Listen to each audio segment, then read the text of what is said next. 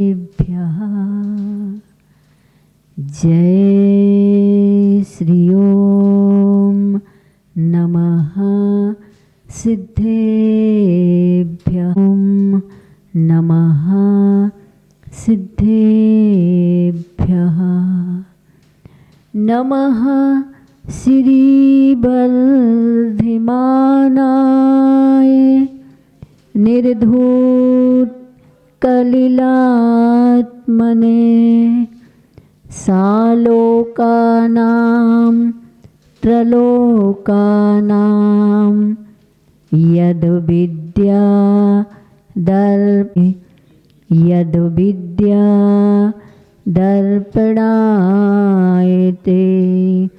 यद्विद्या दर्पणायते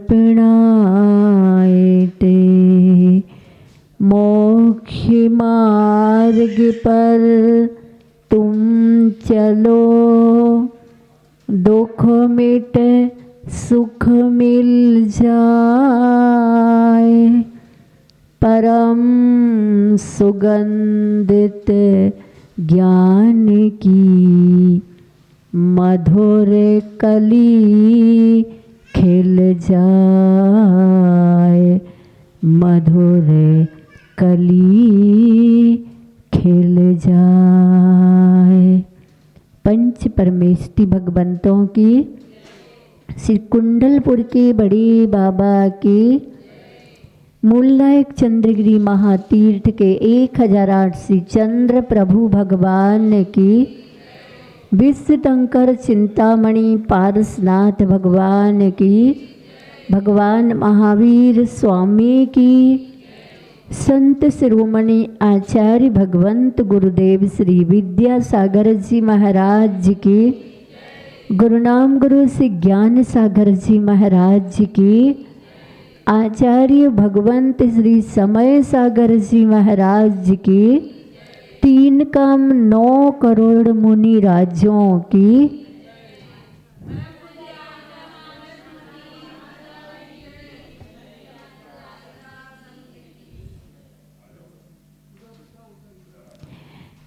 प्यारी प्यारी भव्य आत्माओं, अद्भुत विलक्षण गुरु वर्णम के गवाक्ष से भक्ति निर्झर का अद्भुत प्रवाह भव्य जीवों के मानस पटल पर हो, इस भावना के साथ परोपकाराय सताम विभूति का जो लक्षण सज्जनों का, श्रवणों का, महाश्रवणों का, तीर्थंकर अरहंत भगवंतों का हुआ करता है, वही भाव का एक एक समय को सदुपयोग के साथ सद्द्रव्य लक्षणम की अभिव्यक्ति के साथ आत्मा का कल्याण करते करते पर मात्र जैनों का नहीं, जैनेतरों का भी कल्याण हो, इसलिए जैन गीता लिखी है। और जैन गीता का मंगलाचरण भक्ति के निर्झर प्रवाह में हे शांत संत अरिहंत अनंत ज्ञाता, हे शांत संत अरिहंत अनंत ज्ञाता, हे सिद्ध बुद्ध शिव सिद्ध अबद्ध धाता, हे सिद्ध बुद्ध शिव सिद्ध अबद्ध धाता, आचार्य वर्य उबुझाए सुसाधु सिंधु, आचार्य वर्य उबुझाए सुसाधु सिंधु मैं बारे बार तुम पाद पयोज बंधु मैं बार बार तुम पाद पयोज बंधु। सही मायने में भक्त जब पंच परमेष्टि को दर्शन के रूप में इन आँखों को पवित्र करता हुआ मन की आँखों को भी पवित्र करता है, तब उसकी भावना क्या होती है। सो निरंजन शतक में सौंदर्य पान कर भी मुख का तुम्हारे, सौंदर्य पान कर भी मुख का तुम्हारे, प्यासा रहा मन तभी तुम यूं पुकारे, प्यासा रहा मन तभी तुम यूं पुकारे, पीयूष पी निज तृषा यदि है बुझाना, पीयूष पी निज तृषा यदि है बुझाना, बेटा तुम्हें सहज शाश्वत शांति पाना, बेटा तुझे सहज शाश्वत शांति पाना। इसलिए आचार्य भगवंतों के प्रणीत ग्रंथों को जिसे जिनवाणी कहा जाता है, उसको सुनोगे तो आचार्य ने जिनवाणी स्तुति करते हुए क्या कहा है, पीयूष है विषय सौख्य विरेचना है, पीयूष है विषय सौख्य विरेचना है, पीते सुशीघ्र मिटती चिरवेदना है, भाई जरा जनन रोग निवारती है, भाई जरा जनन रोग निवारती है,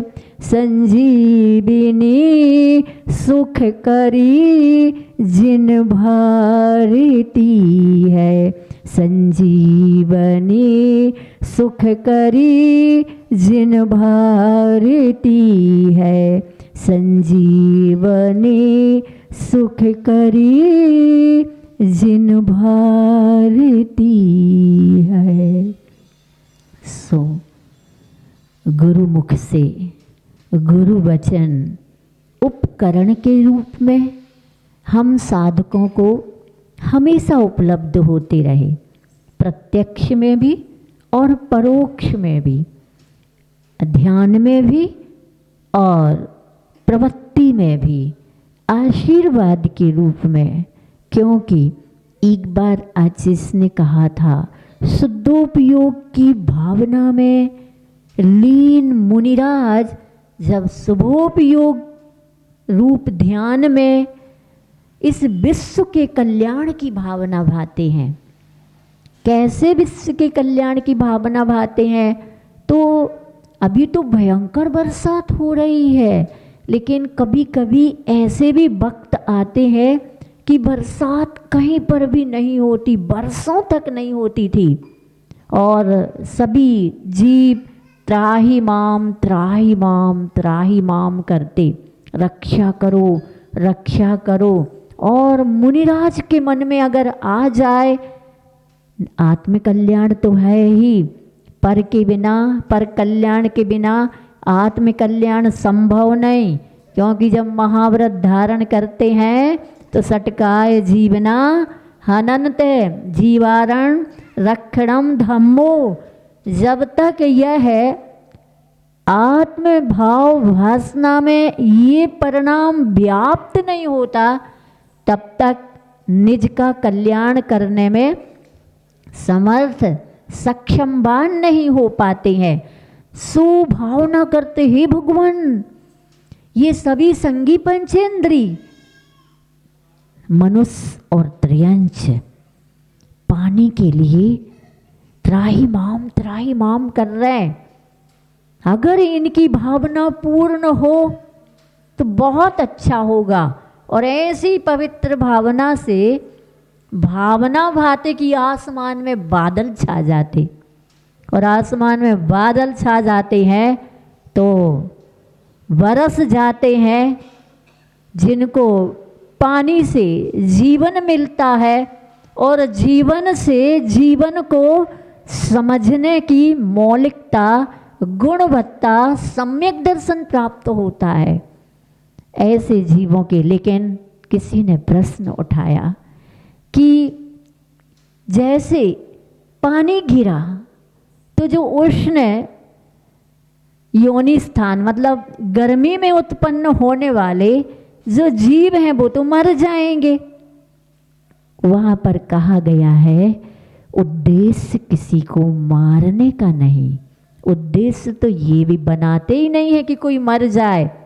अभिप्राय पवित्रता का कि सब जी जाएं, सब सुखी हो जाएं, सबका कल्याण हो जाए। ऐसे आचार्य भगवंत के पास एक बार कोई श्रावक भक्त एक पुस्तक लाए 300 पेज की, और आचार्य जी को देते कहते हैं दे करके कि गुरु भगवान ये पुस्तक बहुत कीमती है, आप इसे अवश्य पढ़ना। आचार्य जी कहते हैं कि भैया इस पुस्तक से अधिक कीमती तो मेरा समय है, मुझे इस समय की उपलब्धि के लिए समय को पढ़ना है। क्या बात समझ में आई? समय तो आप लोग माता जी जल्दी करना चाहिए, जल्दी जल्दी समय हो रहा, हमें 10 बजे घर जाना, इस समय को नहीं, लेकिन इस समय में, समय मीन्स आत्मा को, क्या समय मीन्स आत्मा को उपलब्ध करने के लिए दीक्षा ली है। बताओ, तुमने जैन कुल धारण किया है, किस लिए धारण किया? स्वर्ग के सुख को पाने के लिए। अनंत बार स्वर्ग के सुख कितनी बार प्राप्त कर चुके हो? अनंत बार, एक एक स्वर्ग में अनंत अनंत बार जन्म ले चुके हो, सुख नहीं मिला। क्यों नहीं मिला सुख? आचार्य जी कहते हैं रेत को पेलो तो तेल या घी निकलेगा क्या? रेत को पेल रहा है आज तक यह संसारी जीव, सो इसको आज तक सुख का लगार मात्र भी उपलब्ध नहीं हुआ है। इसलिए भैया समय सार मीन्स आत्मा का सार उपलब्ध करने के लिए हमने मुनि दीक्षा ली और तुमने भी जैन कुल धारण किया है। भले ही तुम मुनि नहीं बने हो तो सही मुनीम बन जाना। क्या? मुनि नहीं बने तो मुनीम बन जाना। मुनीम क्या करता है?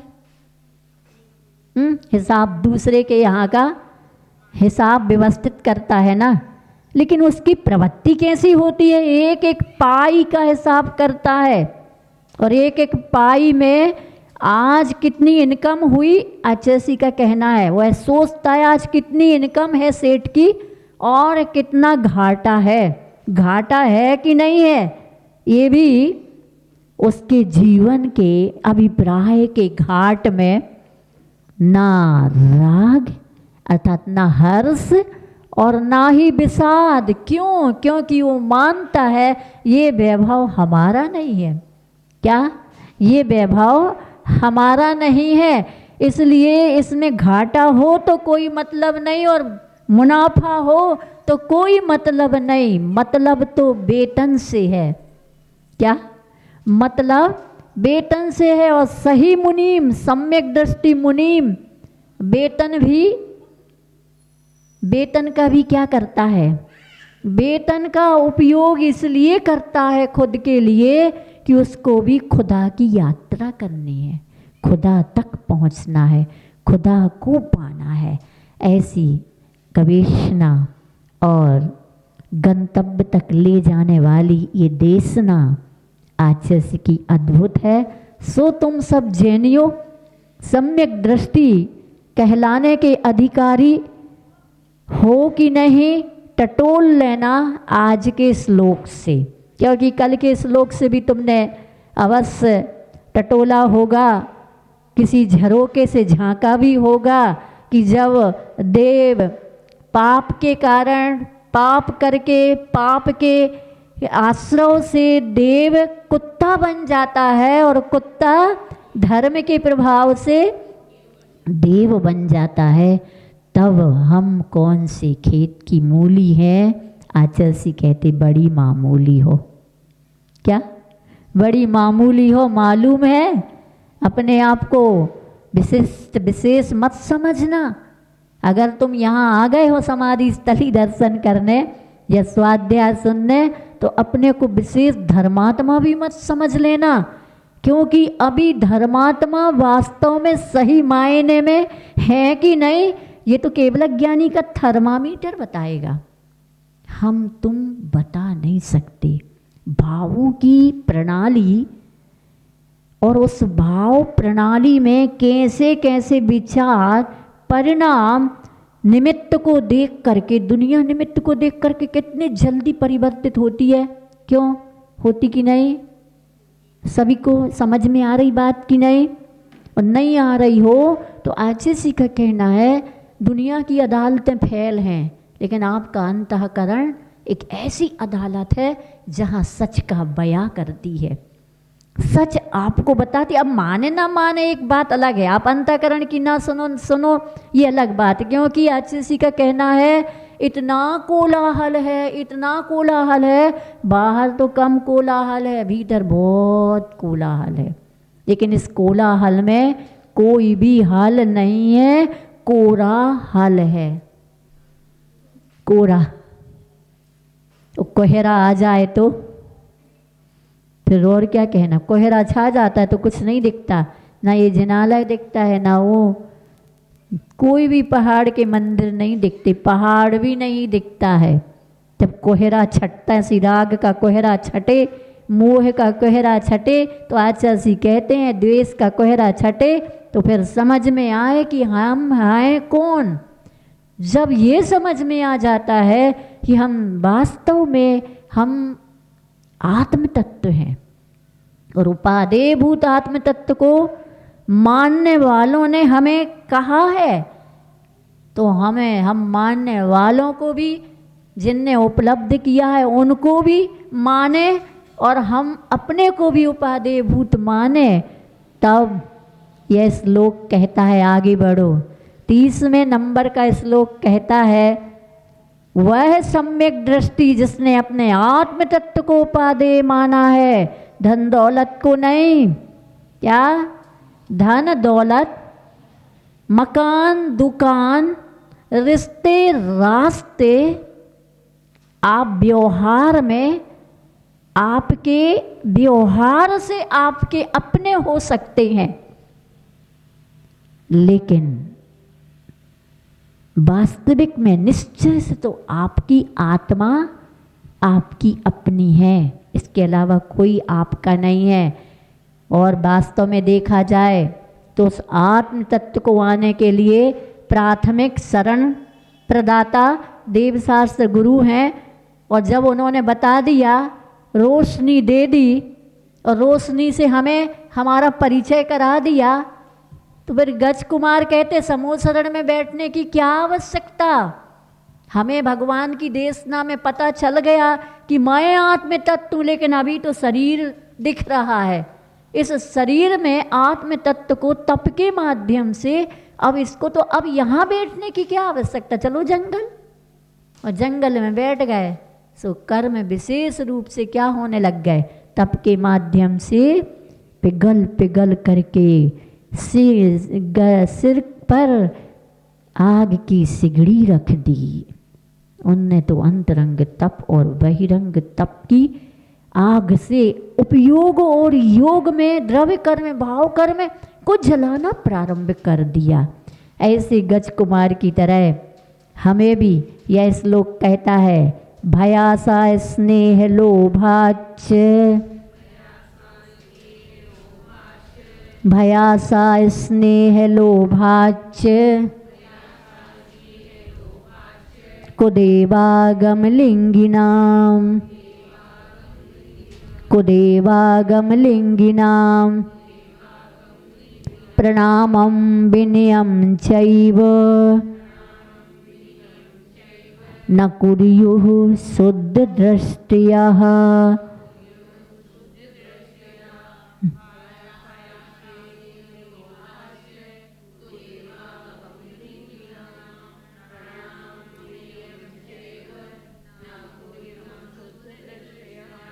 हाँ, भयासा स्नेह लोभाच कुदेव आगम लिंगिनाम प्रणामं विनयम चैव न कुर्युः शुद्ध दृष्टया।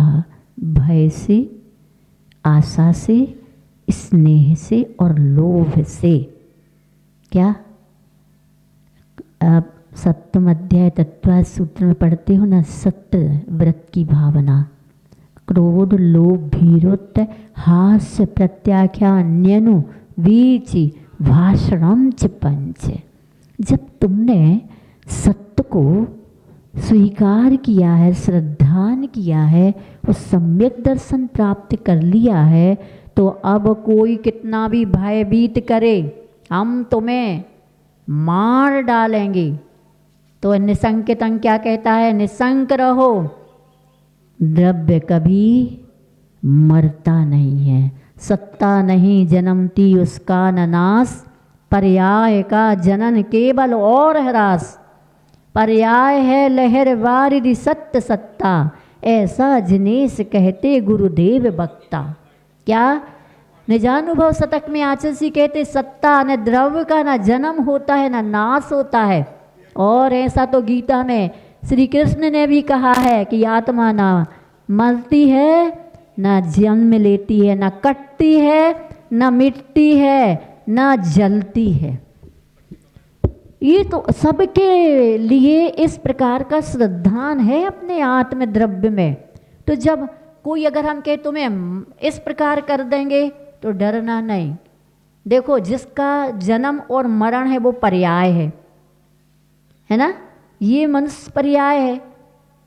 तुम नहीं मारोगे तो आयु कर्म समाप्त होगा, तो मरे गए, तुम क्या मारोगे, आयु कर्म समाप्त होगा तो यह अपने आप ही छोड़ देगा। इसलिए भय से नहीं, हम तुम्हारा धन लूट लेंगे, पुण्य का उदय होगा तो कोई लूट नहीं सकता, और पाप का उदय होगा तो कोई बचा नहीं सकता।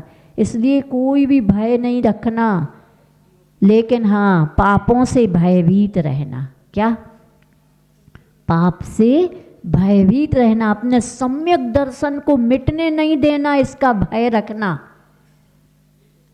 अगर आशा, भय के बाद आशा, हम तुम्हें माला माल कर देंगे। देखी थी उस दिन अजय जी का 30 जनवरी को यहाँ दीक्षा दिवस में दिखाया था, वो तांत्रिक साधु का और एक गुरु शिष्य का। वहाँ से वो तांत्रिक ने उस गुरु के शिष्य को कह दिया कि कौन गुरु, सबसे बड़ा गुरु मैं जो कहता हूँ वो करो। नहीं नहीं, मेरे गुरु ने जो कहा मैं वो करूँगा, देख लूँगा, श्राप देता हूँ, आज रात तक अगर तुमने नहीं माना तो तुम मर जाओगे। गुरु को बताता है, गुरु कहते हैं ये तो जीवन का सत्य है, मृत्यु और जन्म, लेकिन तुम इससे भयभीत मत हो, आज रात तुम मेरे चरणों में ही रहना। फिर कितनी परीक्षाएं हुई, उसकी माँ आई, बेटा इधर आओ थोड़ा, फिर भी वो गुरु चरणों को छोड़ के नहीं गया। आशा माँ भी आ जाए, रिश्ते आ जाए, रास्ते आ जाए, नहीं, फिर देव आया, देवी आई, आ जाओ बेटा, मैं तुमसे बहुत खुश हूँ, प्रसन्न हूँ, जो चाहो वो देने तैयार हूँ। नहीं, मैं गुरु चरणों को नहीं छोड़ सकता हूँ, जिसको आना हो यहीं आओ, मेरे पास आओ, गुरु चरणों के पास आओ। ना माँ आ पाई गुरु चरणों के पास, ना देवी आ पाई, यमराज आ गया। इधर आओ, आज मैं तुम्हारी मौत है, मैं तुम्हें लेने आया। लेना हो तो उधर क्यों जाऊं, इधर से ही ले जाओ ना। श्राप भी टल जाते हैं सम्यक दृष्टि के। इसलिए सम्यक दर्शन को मजबूत रखना, मजबूर मत करना। सम्यक दर्शन मजदूर नहीं है, लेकिन सम्यक दर्शन को मजबूत बनाना। और आचार्य कहते ना भय से न आशा, अर्थात खूब ज़्यादा धन दौलत मिल जाएगी, तुम इधर जाओ उधर जाओ, इनको मानो उनसे पूछो। नहीं, किसी को कुछ नहीं पूछना। जो भाग्य में होगा, कर्म का लेख जैसा लिखा होगा, अगर तुम्हारा लेख तुम्हें परिवर्तित करना है तो ऐसे सच्चे देव शास्त्र गुरु के दरबार में आओ। और आचार्य कहते हैं हमारा दुख दूर हो जाए इसकी प्रार्थना मत करो, लेकिन दुख में हम भगवान को ना भूल जाएं, इससे नमोकार मंत्र पढ़ो, प्रभु का नाम लो, तो न भय से न आशा, स्नेह से। न कहीं अगर हम नहीं गए तो फिर हमें प्रेम नहीं देगा कोई भी, हमसे विरोध बैर हो जाएगा। इसलिए सम्यक दर्शन तो कल प्राप्त कर लेंगे, आज फिर से हो जाएगा सम्यक दर्शन प्राप्त। कुछ नहीं, कौन देख रहा, कोई भी। पीछे के द्वार से चलो, क्या आगे के द्वार से नहीं, पीछे के द्वार से चलो। वो बहुत चमत्कारी हैं, चलो वहाँ चलो, वे भी चमत्कारी, यहाँ चलो।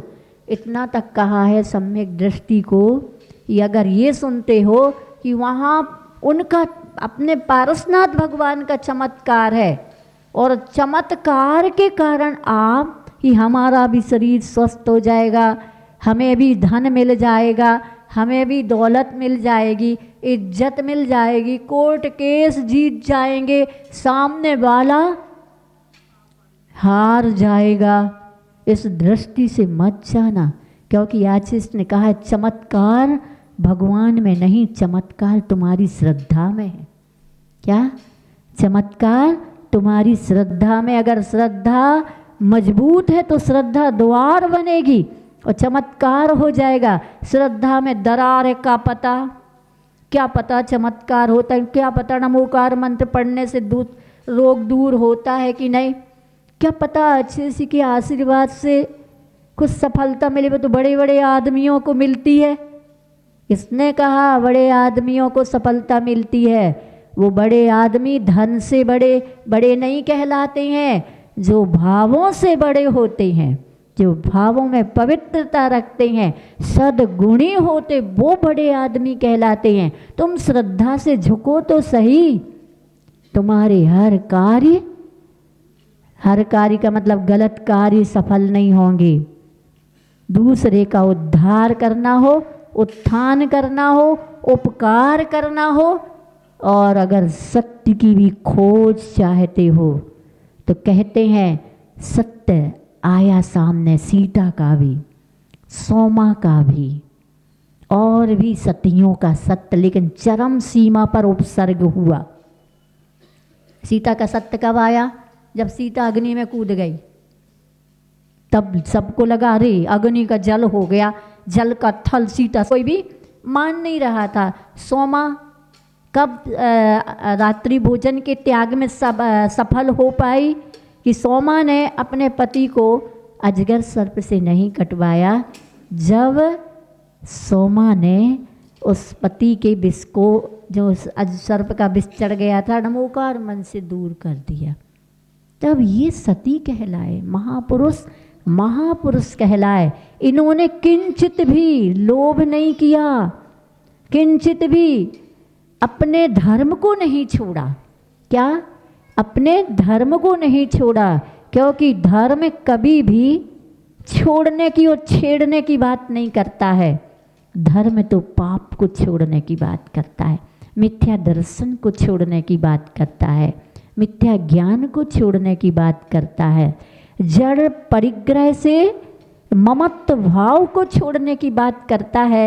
इसलिए कहीं अन्यत्र जिनमें वीतरागता ना हो, सर्वज्ञता ना हो, हितोपदेशीपना ना हो, उधर जा करके ना भय से न आशा से, न स्नेह से, न लोभ से, किसी भी अपेक्षा से वहाँ ना प्रणाम करें, ना हाँ विनय करें, करता ही नहीं है। कौन? कहने की आवश्यकता नहीं कि ये ना करो, ये ना करो, ये ना करो, तो स्वतः नहीं करता है। जिसको कोहिनूर मिल जाए वो कागज के नोटों के लिए कोहिनूर छोड़ के दौड़ेगा क्या? हैं? क्यों नहीं जाएगा ना। समय सार ग्रंथ में लिखा है कि कोई भी व्यक्ति राजा की सेवा किस लिए करता है? क्योंकि उसको राजा से कुछ सहयोग चाहिए, सहायता चाहिए। तो जब कोई भी सम्यक दृष्टि है, जब उसको खुद कोहिनूर हीरों से हीरा मिल गया है, तो वो अन्यत्र कागज के नोटों को पाने के लिए, मकान, मिट्टी का मकान पाने के लिए क्यों जाएगा? वो तो पुण्य और पाप पर विश्वास करे, क्योंकि अन्य भी अगर पाप का उदय है तो कुछ नहीं कर पाते, लेकिन अगर पुण्य का उदय है तो वो कुछ नहीं कर पाएंगे, आपका बिगाड़ नहीं पाएंगे। एक सेठ का सुना था कि धर्मात्मा सेठ, बहुत पहले का भी, और उसको वो सम्यक दृष्टि था। वो देव शास्त्र गुरु के अलावा कहीं किसी को भी नहीं मानता था, लेकिन वो सभी के बीच में रहता था। तो ऐसा हुआ कि नाग देवता की पूजा करने का प्रसंग आया, तो सबने कहा नाग देवता को की पूजा करने चलो। तो उसने कहा नहीं, मैं तो एक वीतराग देव को ही पूजता हूँ, इसके अलावा मैं किसी को पूज नहीं सकता, अनादर भी नहीं करता। क्या? मैं किसी का अनादर भी नहीं करता, क्योंकि सबके अंदर भगवान बनने की सामर्थ्य है, क्षमता है, शक्ति है, इसलिए मैं उनका अनादर भी नहीं करूँगा, लेकिन मैं नहीं मानूँ। तो सामने वाले ने कहा उसके पास में जो निकट के, देखो अगर नहीं मानोगे तो वो तुम्हें काट लेंगे। ठीक है, मैं क्या कर सकता हूँ, अगर ऐसा ही निमित्त होगा तो काट लेगा, पाप का उदय होगा तो काट लेगा। नहीं, और ऐसा हुआ कि वो तीनों काल की सामायिक करते थे। दोपहर में जब वो सामायिक में बैठे, उनकी दृढ़ता को देख करके पूरे कक्ष में नाग नाग अजगर, बड़े बड़े अजगर यूं घूम रहे हैं, उनके ऊपर से निकल रहे, ऊपर चढ़ रहे। ऐसा एहसास हो रहा है कि मैं काटूंगा तुम्हें अगर तुम मुझे नहीं मानोगे। लेकिन सम्यक दृष्टि सेठ शरीर से भी अतीत हो करके भगवान के चरणों में बैठा था मन से। सो देवता, नाग देवता ने आकर के कहा धन्य है तुम, वास्तव में तुम सम्यक दृष्टि हो। आज हम अपनी पूजा के लिए कह रहे थे, लेकिन आज हम तुम्हारी पूजा करते हैं, हम तुम्हारी जय जयकार, तुम्हें नमन करते हैं कि तुम जैसे सम्यक दृष्टि वास्तव में सम्यक दृष्टि हो। इस प्रकार से न कुर्युः शुद्ध दृष्टियः, शुद्ध सम्यक दृष्टि किसी को भी लोभ से, भय से, आशा से, स्नेह से न विनय करेगा, ना प्रणाम करेगा, अभिनय भी नहीं करेगा। इस भावना के साथ सम्यक दृष्टि की यह अद्भुत विशेषता शुद्ध सम्यक दृष्टियों को चाहिए कि वे भय, आशा, स्नेह या लोभ के वशीभूत हो, अहितकारी देव शास्त्र गुरु को प्रणाम आदि के रूप में आदर सत्कार ना करे। इस भावना के साथ बोले भगवान महावीर स्वामी की, संत श्रोमणी आचार्य भगवंत गुरुदेव श्री विद्यासागर जी महाराज की, गुरु नाम गुरु श्री ज्ञान सागर जी महाराज की, आचार्य भगवंत श्री समय सागर जी महाराज की, 3 कम 9 करोड़ मुनि राज्यों की। आज छठ है, प्राय कर